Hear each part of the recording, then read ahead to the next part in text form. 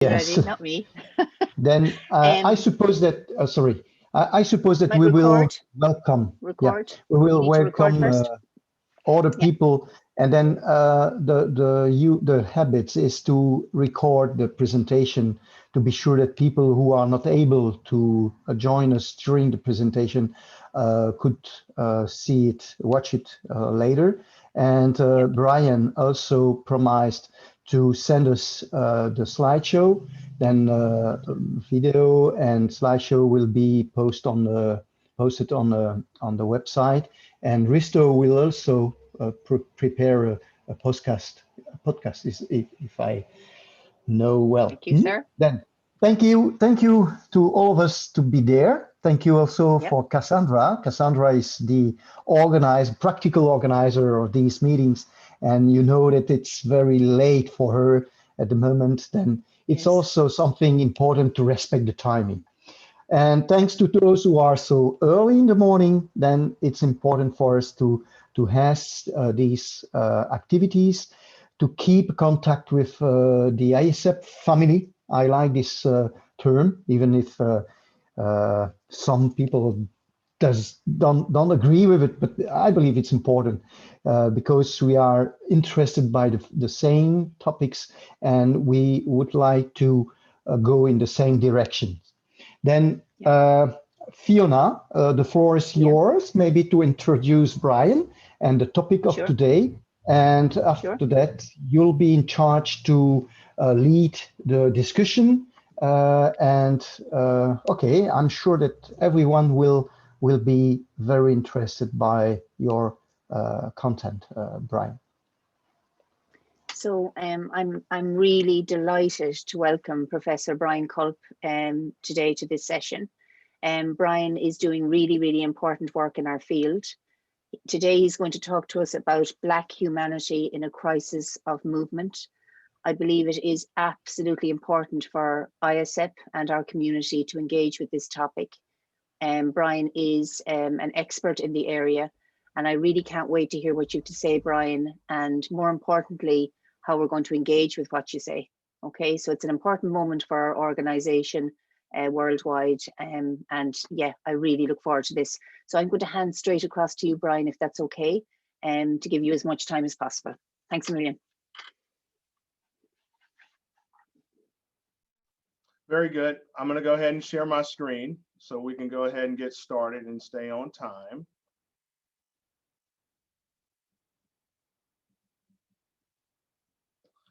And at this point, everyone should be able to see the presentation. As Professor Chambers has mentioned, I am Brian Culp. I'm currently the interim chair and professor in the Wellstar College at Kennesaw State University, which for some of you who've been in the United States, it's about 30 minutes north of Atlanta, Georgia. Today, I'm going to talk a little about, obviously, Black humanity.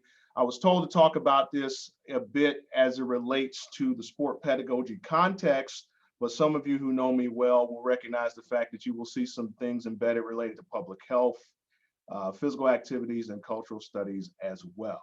So, without further ado, move on here.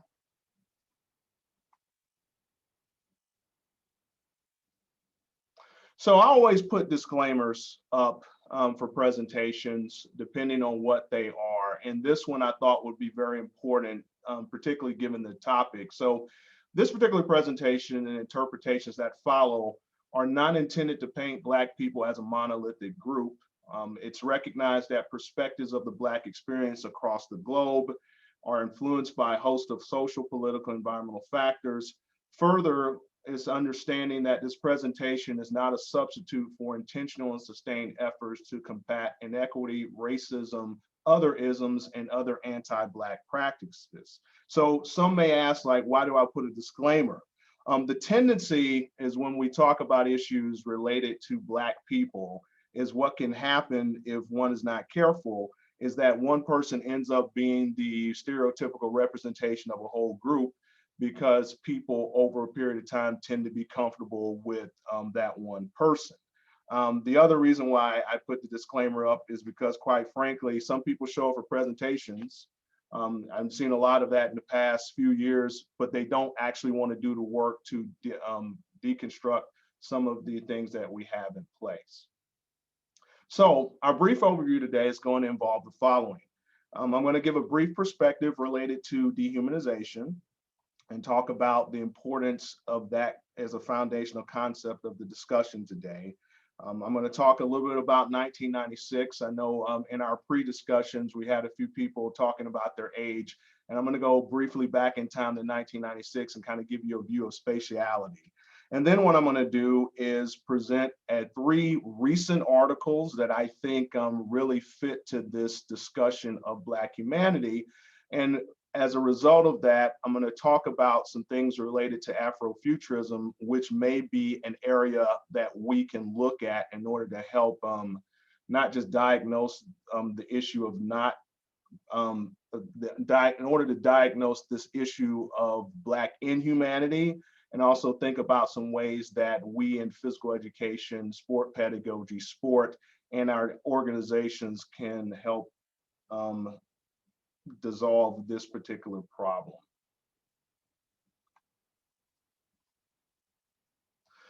So one of the things that we have to understand in order to look at Black humanity, you have to first understand how humans can lose humanity. Now, just recently, and it wasn't planned this way, by the way, I wrote an article relative to dehumanization, and I sort of talked about it in broad groups about how specifically people can be excluded from a community based on the majority group's interpretation of the minority group. So Kleiman in 1973 talked about dehumanization and noted that it's a violation of identity and community. For people, the loss of identity is a significant occurrence for victims of dehumanization because agency is lost, and also a dehumanized individual is excluded from community and the promise of what that community has to offer. So when we think about Black people, and we think about some of the stories and legislations and things that we have witnessed across the globe, we see that Black people have been losing humanity for long periods of time. Depending on what society that you're in, depending on what country you're in, some of these are things that have gone on for hundreds of years, some of it in terms of decades. If you're a minority group member going into a majority group that has not had a lot of Black people in the community, it may not necessarily be recognizable at first, but we generally find that a few different things happen when we talk about dehumanization as it relates to Black populations. First of all, obviously, the creation or construction of a hierarchy that seeks to exclude them from the idea of community. We also see, if you think about this particular picture of Muhammad Ali from 1968, and just this idea that Black people in a lot of communities are hunted. If you take a look back at the previous slide, when we're looking at this particular picture as specific to Black women, there are a lot of situations where Black women in particular feel as if the white gaze that George Yancey talks about in his book, Black Bodies, White Gazes, Black women are subjected to this in terms of hair, in terms of how their body is perceived to be, in terms of things as such as their attitude. So those types of things are typically discussions of what we see when we talk about dehumanization. And essentially, at the end, it comes down to the fact that Black people are not in control of their narratives. And in fact, in many cases, it's a situations where there's no middle ground for Black people to live. They're either presented as an extreme or they're presented as nothing. And on either sides of those spectrums, we see dehumanizing activities take place. So as promised, I'm going to talk briefly about 1996 and sort of how I got into this and this idea of spatiality. So many of you may know that the Olympics came to Atlanta, Georgia in 1996. It was the 100 Olympiad. And what happened in Atlanta during that time, just to kind of give you an idea about age, I was 19 years old in 1996. In 1996, I was a sophomore at the University of Georgia. I'm from outside of Atlanta, Georgia, and I'm working and going to school at the same time and seeing Atlanta change from a city that really had, for lack of a better word, one road to 1990. We ended up getting the Olympics, and then everything changed immediately. So some of the neighborhoods that I grew up in, where we didn't have a whole lot of resources to begin with, but we had playing fields and we had places to play, buildings, you start seeing those things change. And, you know, when you're in high school, you're recognizing the fact that these changes that are taking place are not necessarily great for everybody. In my community, that was primarily Black, we saw a lot of resources being taken away. We would see parts of Atlanta being gentrified, which is a term that many people are familiar with.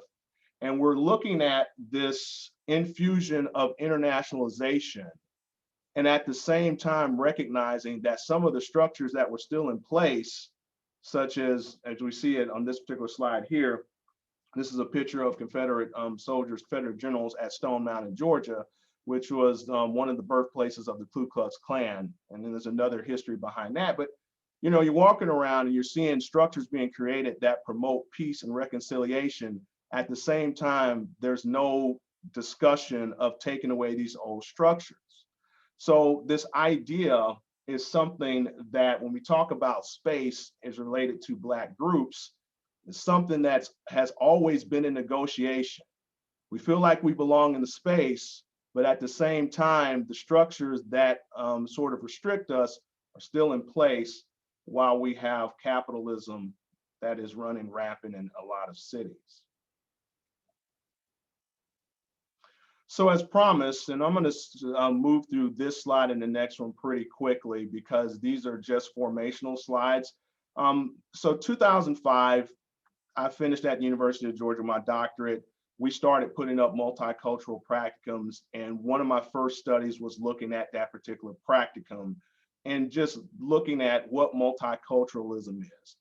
As we know, multiculturalism can be a loaded term. In fact, a lot of people want to get away from multiculturalism because it doesn't necessarily talk about structural inequalities.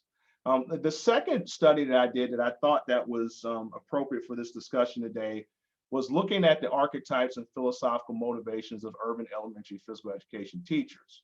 And that in that particular study, that was going back into Atlanta where I did my dissertation work and really looking at how the city had changed and how new teachers into Black schools were perceiving their communication with students, Black students in that particular thing as well. So this leads us to the main course in terms of my discussions, in terms of my recent studies. So illegitimate bodies, third space investigations, and transformation is really when I started thinking about this idea of spatiality in a more significant way. Just in terms of a timeline, in 2011, I started doing a lot more work overseas, in particularly study abroad programs, and particularly in East Africa. And what I started seeing is these communities that were starting to be set up the same way in terms of when new people come into the communities, the existing people that have been in that community for years started getting displaced. And what I also started seeing, even in countries like Africa, was that they would take students with a disability, for instance, and move them to a separate part of town or in a separate village.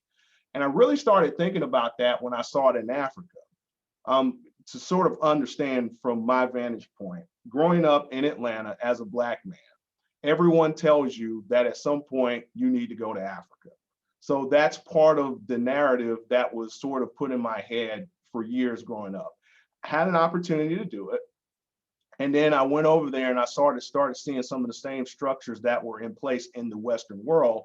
And it really started making me think about this idea of what we consider bodies and how do those things work in spaces that are multicultural.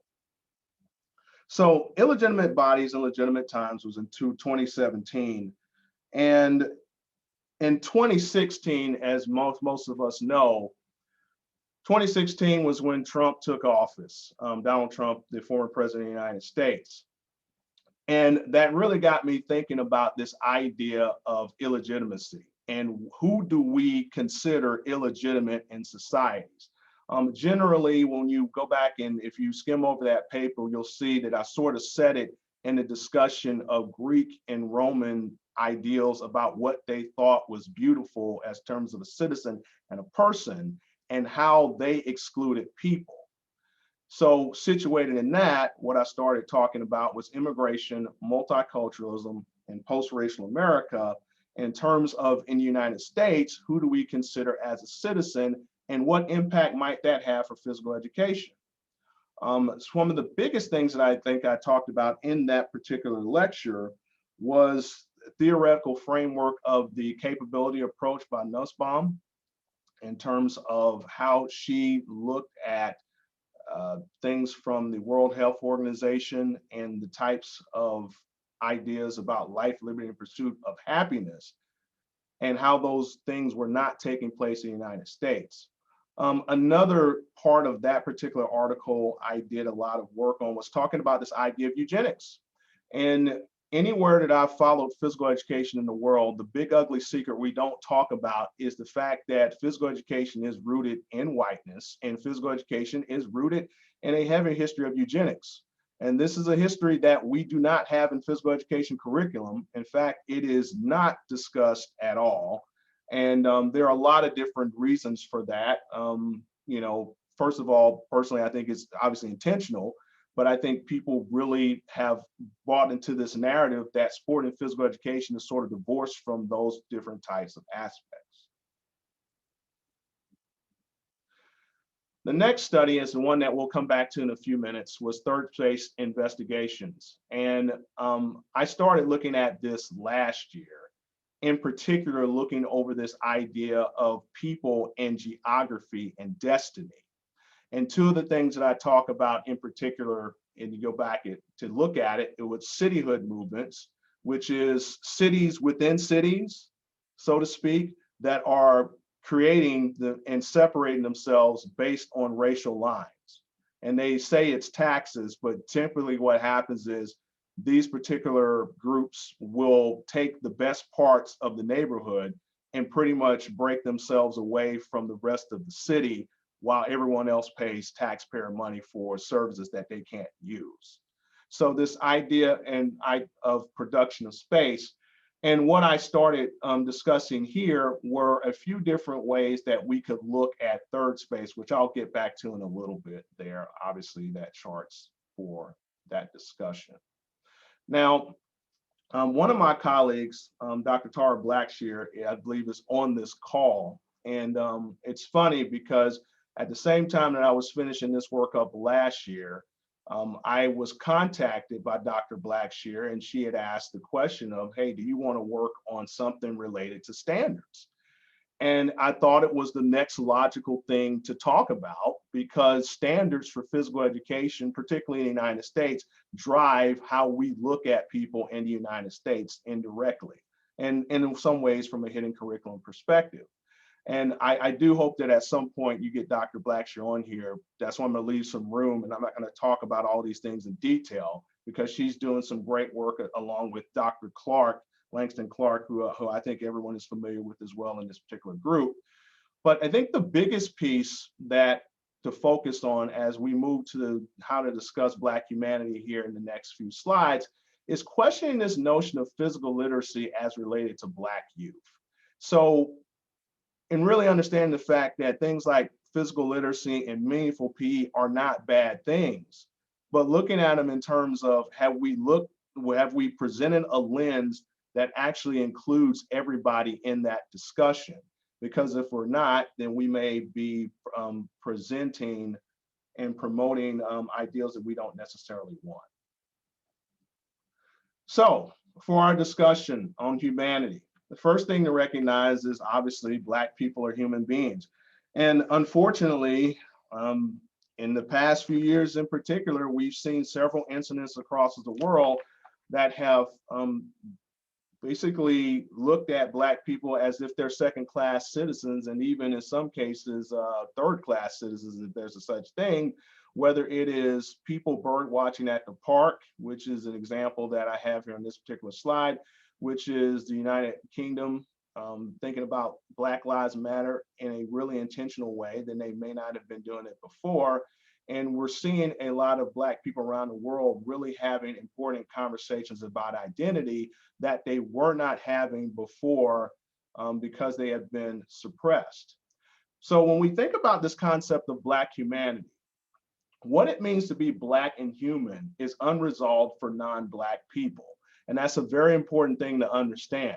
Black people know what humanity is. In fact, depending on who you read, you could probably argue the fact that Black people have been the most humane to other groups in society.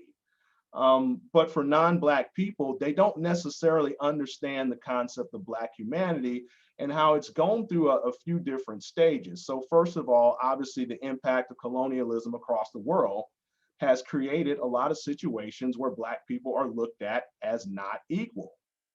Dehumanization, as we discussed a little bit earlier, in terms of that process of what happens next after history.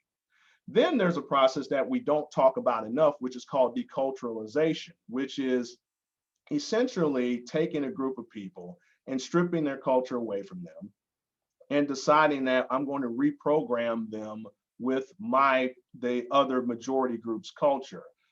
We've seen this in Canada with the indigenous populations, obviously there when we talk about residential schools.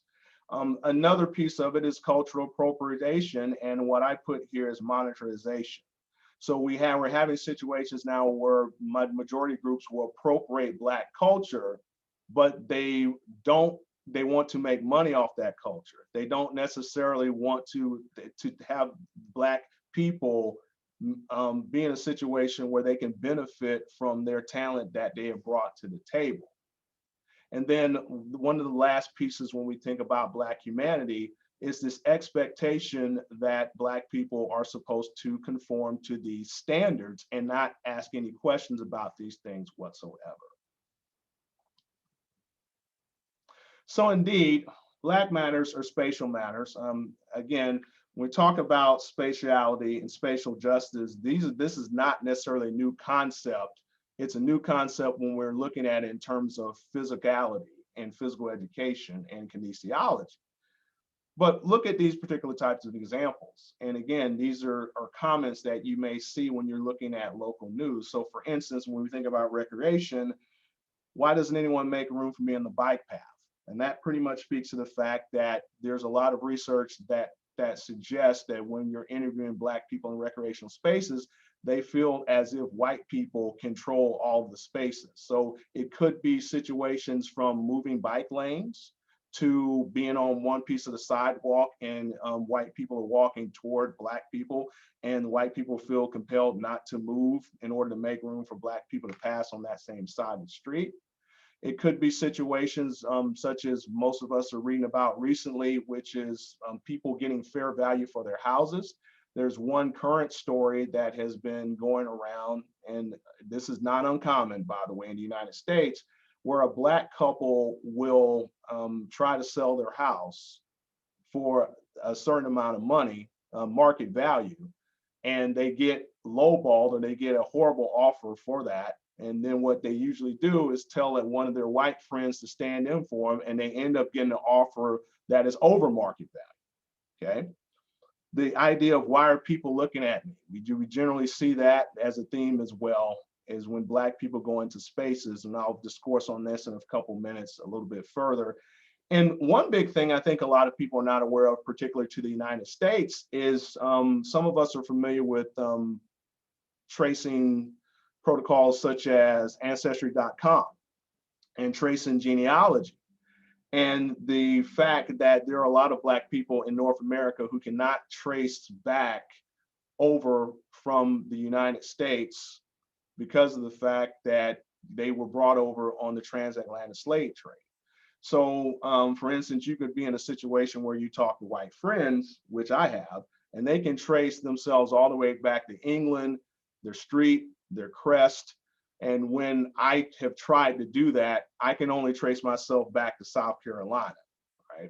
So that is something when we talk about spatial matters, those are things that are smaller things that we don't think about, but they do make a difference. So third spaces. And people may ask themselves, well, what relevance does this have for physical activity and physical education? Interestingly enough, there's been some recent work on this in the past year. Jahan Lee and Laura Arezito, who all of us, I think all of us know some of the work that comes out of Columbia University, recently wrote an article about physical culture, immigrant girls, and Instagram as a space of marginalization and resistance.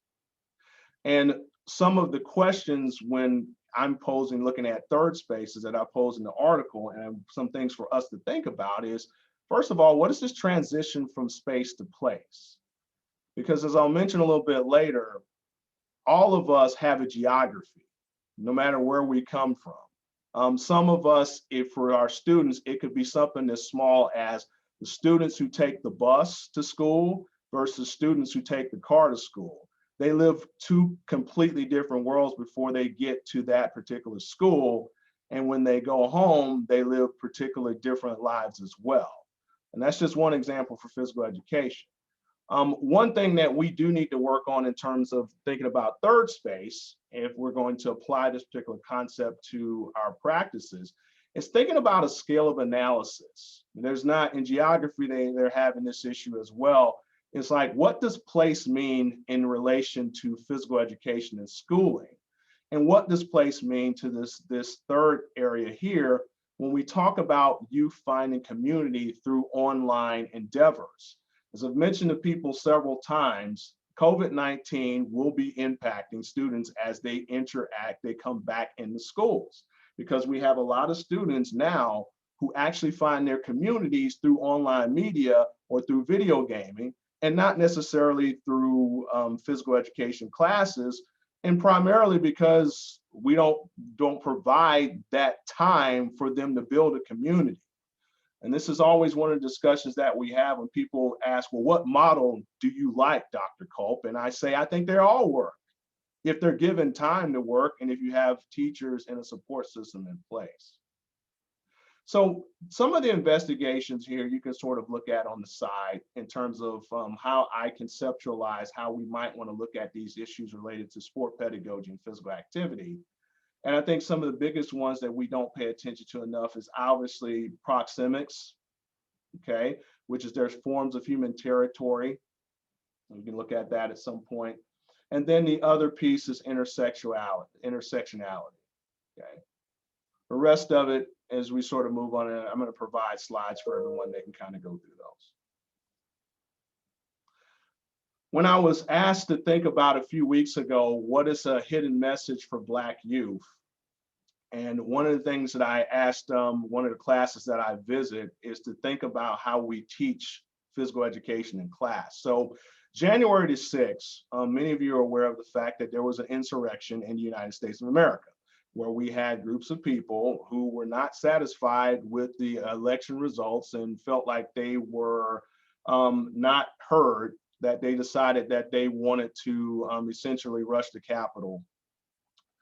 And one of the things that I thought about in that particular situation was looking at the majority of the people who went and did the insurrection versus people who were tasked to stop the insurrection or clean up the insurrection. And the people who were tasked to stop it and clean it up were more of people of color and Black people, and people who were empowered to be insurrections in the Capitol were white people. And one of the things that I thought about is, and I borrowed this from the late Dr. Joy Butler, and she's written a book on playing fair, was thinking about critically, how do we critically discuss these things in a potential physical education standpoint? And we came up with capture the flag. And we thought about like what capture the flag means in terms of what that role reversal could mean. And in a larger scale, when we do these activities and we think about winners and losers, what do we communicate to people through the choice of activities that we do? Now, that's not to say that capture the flag is inherently a racist game, but it is to say, if it's not set up in a way that we can discuss the aspects of spatiality, you could absolutely have a situation where there are certain people who feel like they can't ever move anywhere in space effectively. Now, that's one example. Some other ones to sort of think about when we, as terms of white spaces, and again, I'm not going to read all these things here on this particular slide, but we think about white spaces versus black spaces. And white spaces are typically environments in which blacks are typically absent, not expected, or marginalized. So if you see a black person in a white space, they look like they are abnormal, excuse me. So that's part of the white gaze piece that we need to talk about more, I think, in physical education, because it does have ramifications for people's survivals. And as I mentioned here, for those of y'all who are listening on the podcast, this is a slide of a few different things that are not related just to the United States. So it's a slide of a badge from White Australia Policy, which a lot of people in the United States are not aware. They think of policies of discrimination, and they think that it's only Jim Crow in the United States, and that's not necessarily the case. Obviously, apartheid. I know in one of the pre-discussions, I think we had someone who was born in 1982, and I think we had, usually a lot of my students are born in the 1990s, and I try to remind people that apartheid effectively, in terms of a policy, written policy, ended in 1991. And I mean, you think about that, that's in all our lifetimes, right? I mean, Quebec, place that I visited on my Fulbright, you know, they went through a process where they started renaming areas that were named after the N-word, because there are a lot of spots that are named after racist slurs around the world. And these ideas that Black groups, Asian groups, minority ethnic people in COVID-19 and just overall as a group, they are not as physically active because they don't have access to space, and how we look at inequality and who is supposed to belong in certain areas. So to end, a couple more things, and just one overall question is, if you're thinking about it from the perspective of a marginalized population, why wouldn't you seek to create a reality that the current one fails to include you in? And this is something I usually ask people when we're talking about Black youth, because generally, historically in physical education, when we talk about Black youth, we generally talk about having to save Black youth. And when we think about Black girls, we talk about them sitting out on the sidelines and how to get them engaged, and how we need to make sure hair is created a certain way so that they can participate. We also think about boys who are overly aggressive and athletic when we think about Black youth and physical education. And also we think about them in terms of, hey, we need to save groups. And really, the way we should be thinking about it is, if you feel like you don't belong in a certain situation, why wouldn't you try to create an alternate reality that makes you feel as if you have something to offer to society? So, as I mentioned here, one particular thing that I think we can look at, and again, this is not the totality of it, but this idea of eliminating this death narrative. Because there's a lot of death narrative that typically goes along with Black people in society. The idea of Afrofuturism. So Afrofuturism, to make a long story short, essentially involves aspects of feminism, disruption, alienation, water, and reclamation. And it's not saying that, you know, from those particular standpoints, what we're looking at is, how do each of those things impact the quality of Black life and the perception of what Black youth will think of themselves as they go through society. So concepts such as Black excellence and promoting that in classes. As I mentioned earlier, students, in terms of thinking about how they wear geographies. I mean, for a lot of Black students, they end up being 3 different people or more during the course of the day, between the person in their family, between the person in their schools, and then the persons in any type of social situation trying to navigate that. Obviously, in identifying community leaders, I think another piece that has not been neglected is intentional discussions of Africa. I think that is a global issue. We do not talk about Africa usually in a positive light. We usually talk about Africa in terms of a resource, unfortunately. Identity development, the body as an alien body, and it's meant to sort of talk about this idea that Black people, unfortunately, in many communities are seen as an outside alien, and they're trying to get away from that. As we mentioned before, thinking about the body and ideas related to distortion and why do we feel like we have to distort Black bodies. Empowerment of women and girls, in particular, in thinking about who makes the decisions in the households. And obviously, Black empowerment and what some people are saying when you look at Afrofuturism, they look at it in terms of a Western world concept. So people have even separated it into the difference between Western world perceptions of Black versus perceptions of Black people in other parts of the world, particularly in Africa. So that's all I had. Thank you for the opportunity to present this. And I think right now we're going to go to some questions and answers. We are, Brian, an absolutely astonishing presentation.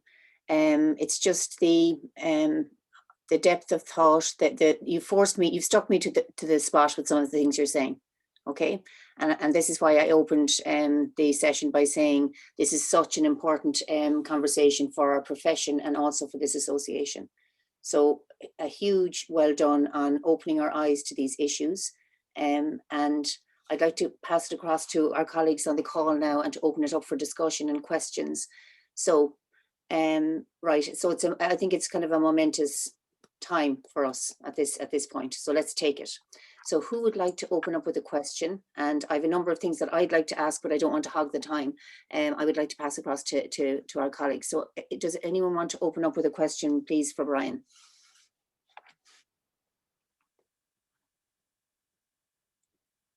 Mark?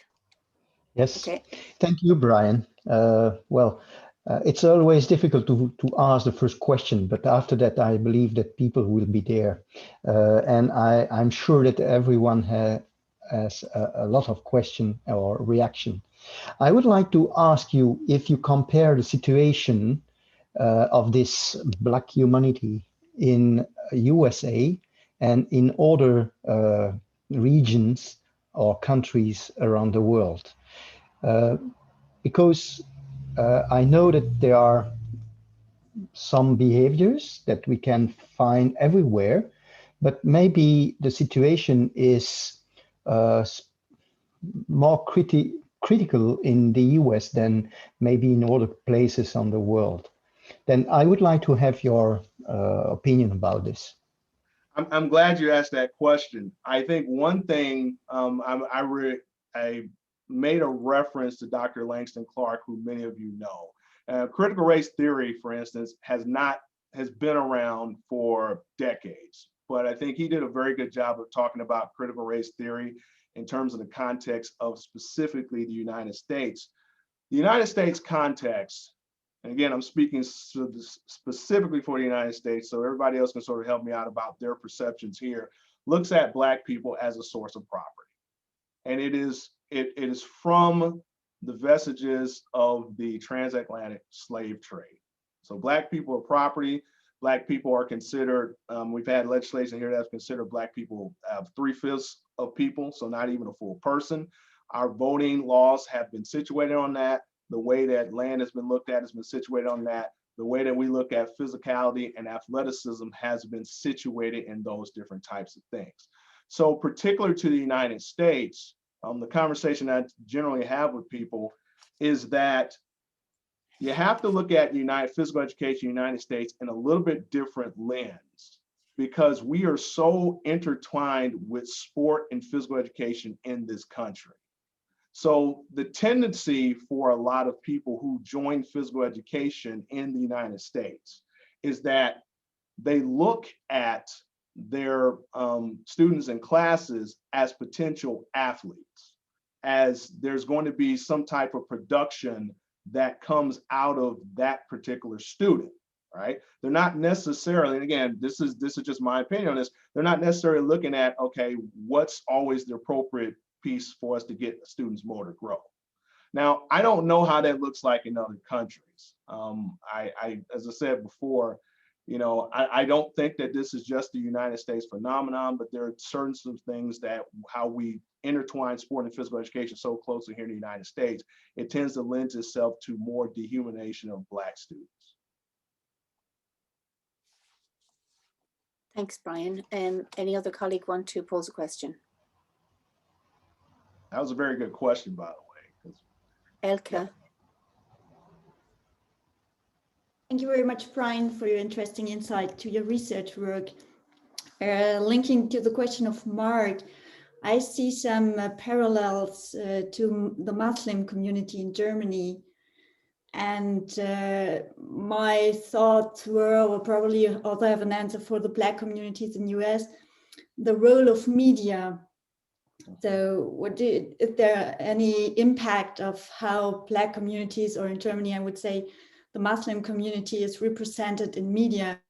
Because looking at, for example, the image that the media represent of Muslim girls and their participation in physical activity or physical education is quite negative. And if we look at official numbers, we can see there aren't so many Muslim girls that ask not to participate in PE, but the media represent them as inactive and not willing to participate in PE. I would say to that in the United States is historically, we have the same issue in terms of how the media portrayals. You just don't see it with girls, you see it more with men. In the presentation, I showed you Muhammad Ali. That is the number one, if you go back and look at the history of kind of how all of that went down, Muhammad Ali was fine until he decided he wanted to become Muslim. And then everyone had an issue with him until 1996 when he came back and lit the torch.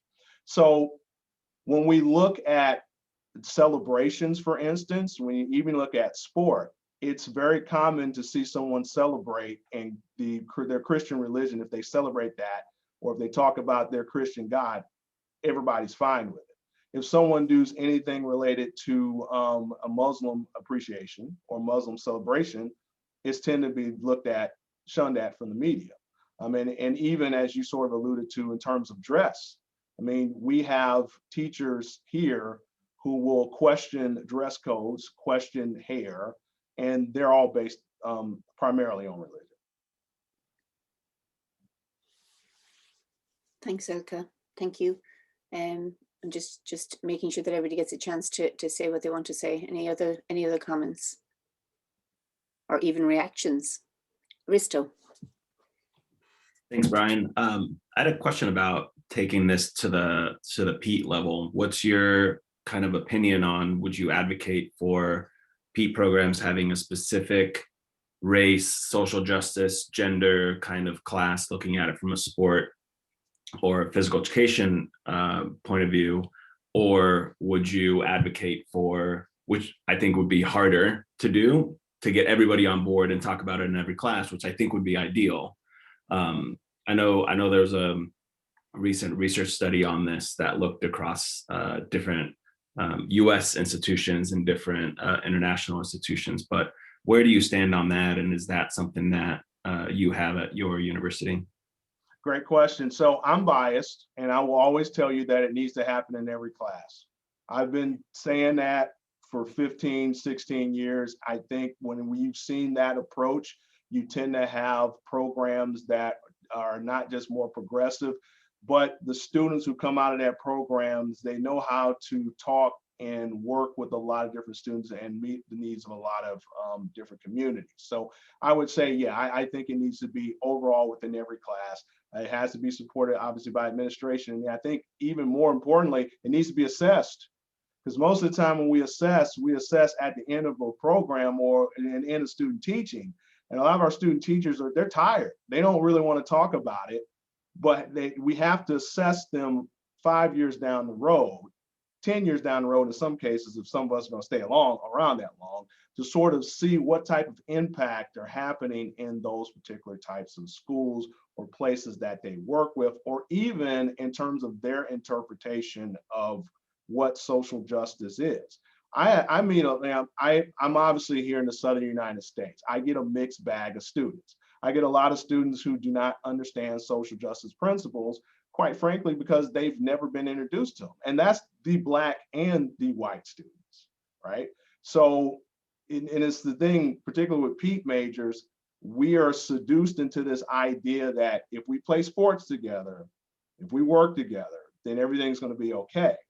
And it completely changes when they're teaching other groups of students. So to your point, yeah, I think it needs to be consistent all the way around. But you asked another good question, which is what else that we can do for PEAT? And I was going to talk a little bit about this at SHAPE, so I don't want to give too much away, but I think we need to really think about physical education classes in terms of cities. Like this is what I talk about spatiality. So who has the right to the city? Is a question that's been asked in geography for a lot of times. And I don't think we think about it in terms of how do we set up physical education classes so that we're preparing students to live in the world. We tend to prepare them a lot for motor skills, and we tend to really focus on that a lot, not necessarily how do we survive in communities and how do we get along with each other, and even things at the elementary level, which I've talked about before. The whole concept of general versus personal space is just completely glossed over, but it's such a big concept. It is a concept that when you see a lot of things that are happening in society with how space is negotiated, it comes back to this idea of general space versus personal space. And we touch that in elementary school, and we never go back to that again at any other point in education. It's a phrase that I've come across, Brian, as well, which is space is the body language of a community. And it says a lot. It's kind of this quite overt thing, but it's often quite a tacit thing. Sometimes it depends on how we see it. Jamie, I'm going to hop across to you next. Thank you, everyone. Thanks, Brian, for the great discussion this morning. So I guess one of my questions, and it was on the slide that you referenced in the work that you and Dr. Blackshear have done together around Black representation in the curriculum and in Greeley, and you know a little bit about the context in which I'm teaching in Colorado.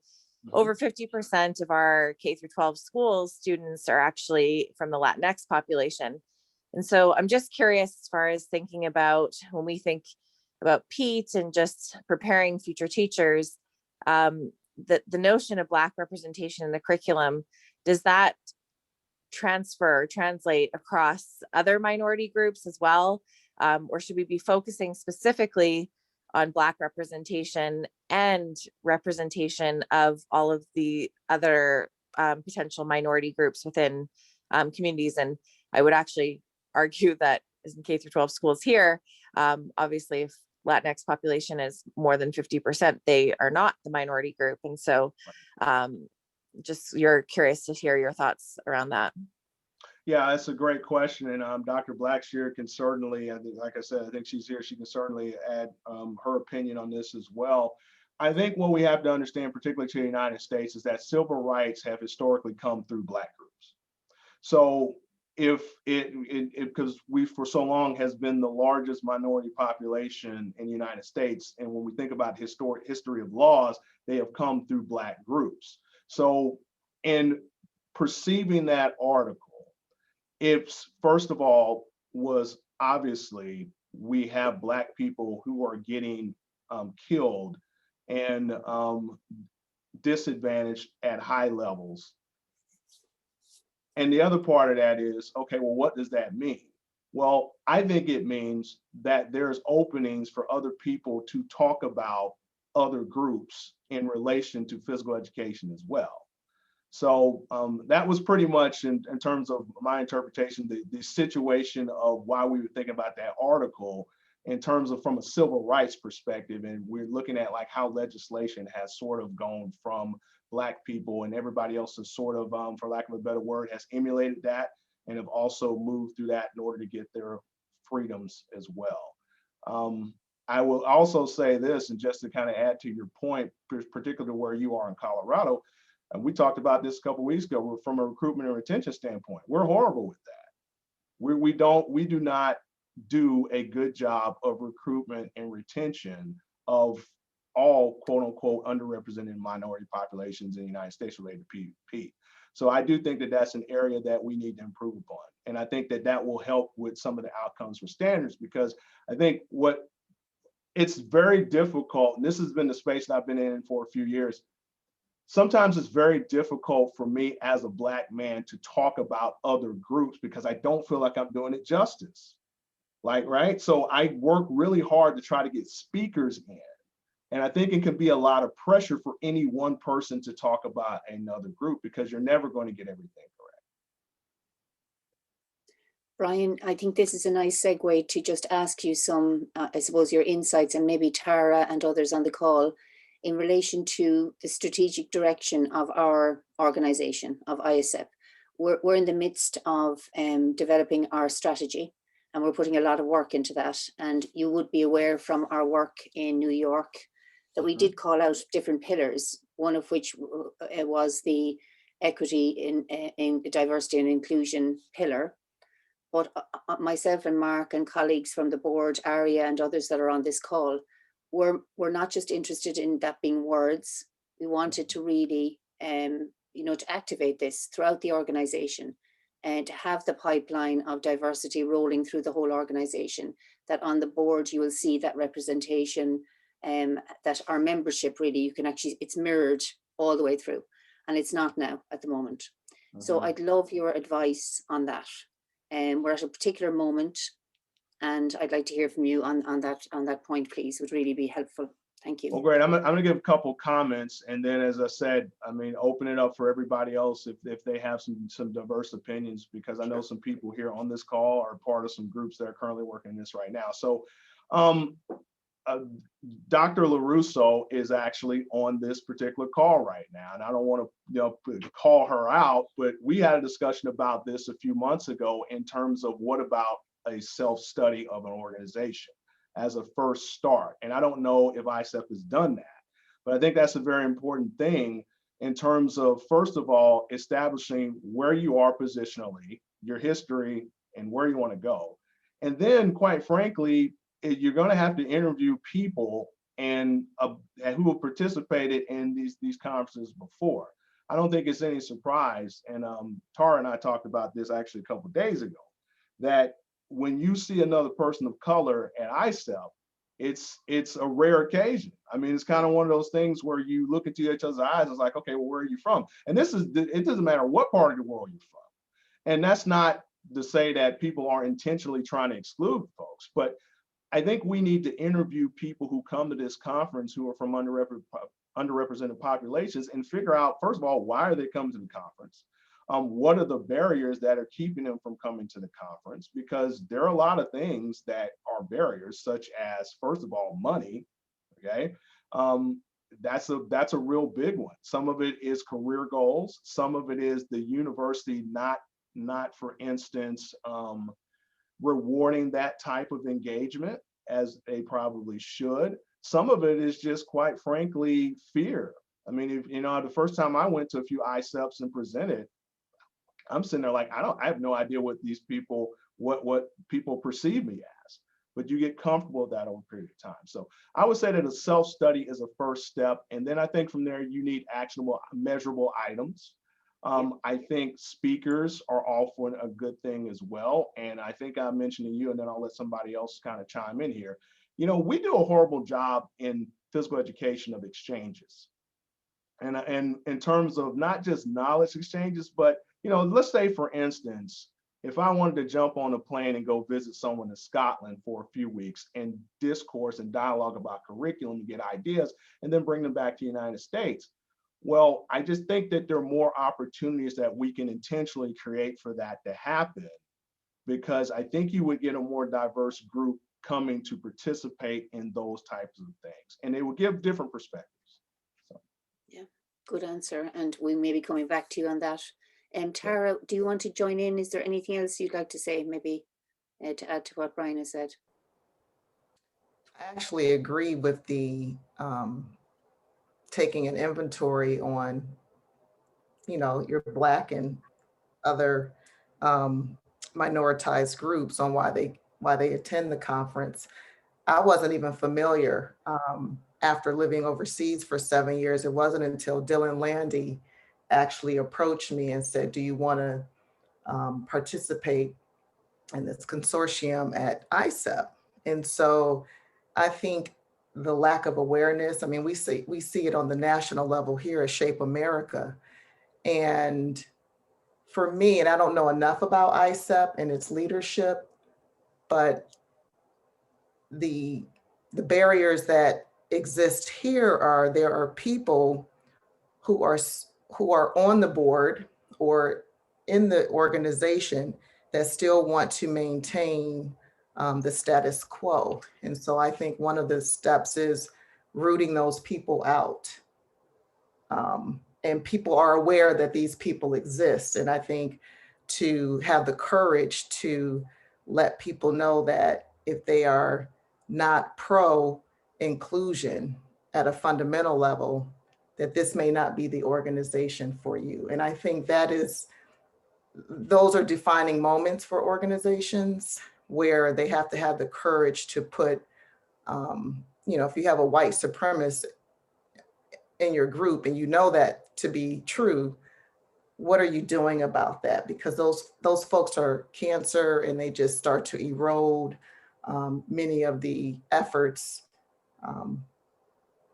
that you're putting forward. So I think, I can't speak to AIESEP, but I know for certain that's going on here in the United States, that people are very reluctant and they want to hold on to the concept of white supremacy, where it starts to infiltrate every aspect of the organization. And so you'll never, Shape America hasn't changed, right? And so I think having the courage to make tough decisions with people who are not aligned with the mission of AIESEP. Thanks, Tara.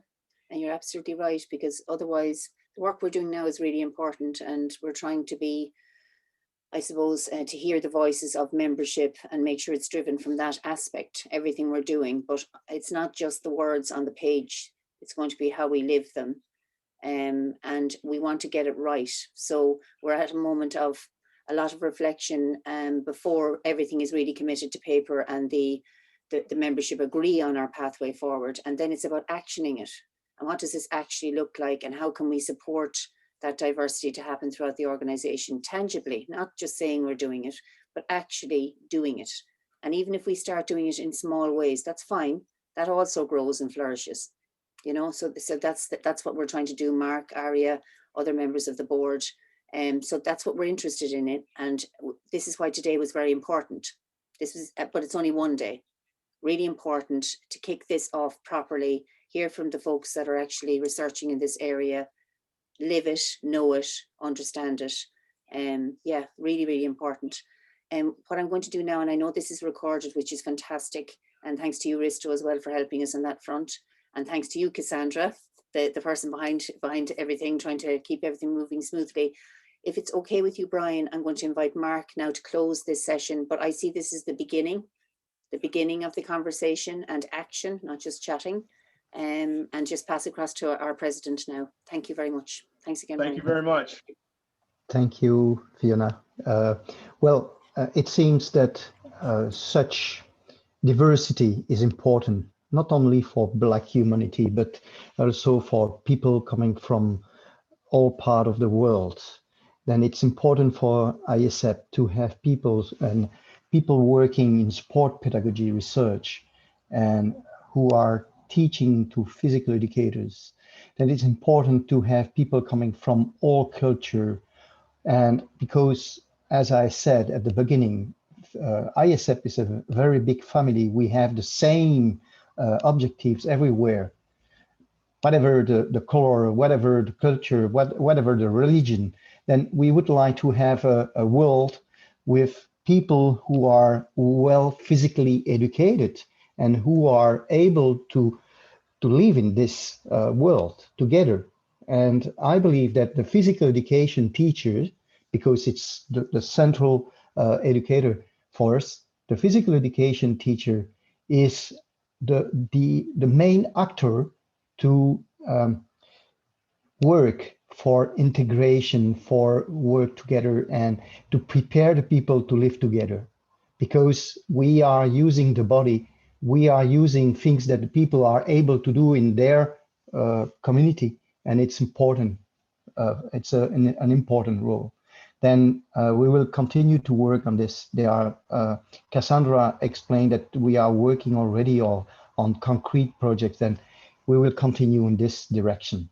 Then thank you again for your contribution to that reflection, Brian, and all other colleagues here. I am so sorry because Wei Feng Min arrived a little bit late because we are finishing the workshop now. It was 1 p.m. CET. Then I believe you made a mistake in the time conversion. But I'm sure that you'll be there on time for the next AIESEP Connect.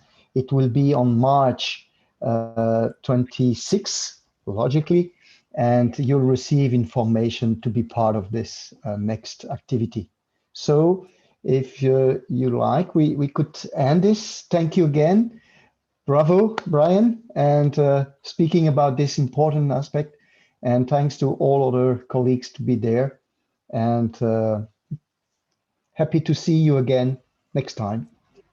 Stay safe and thanks again. Thank you, everybody.